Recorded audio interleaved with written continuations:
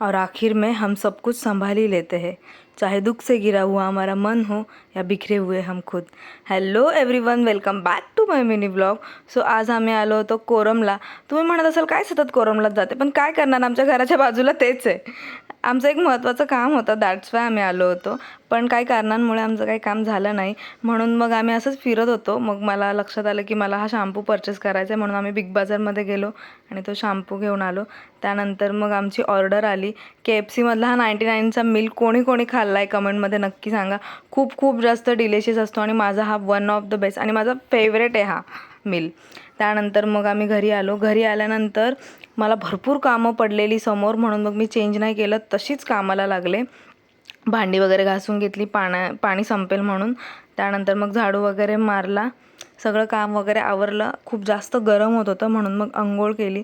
अंघोळ केल्यानंतर इतकं रिफ्रेश फील झालं ना, इतकं रिफ्रेश, एकदम मस्त वाटलं, सगळा थकवा गेला.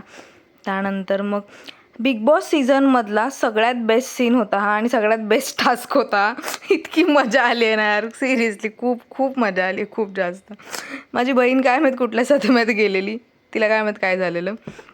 त्यानंतर काल आम्ही उन्हामध्ये गेलेलो म्हणून भरपूर टॅन झालेली स्किन, म्हणून मग मी हा वॉलनटचा स्क्रब यूज केला, जो मी हमेशा यूज करते.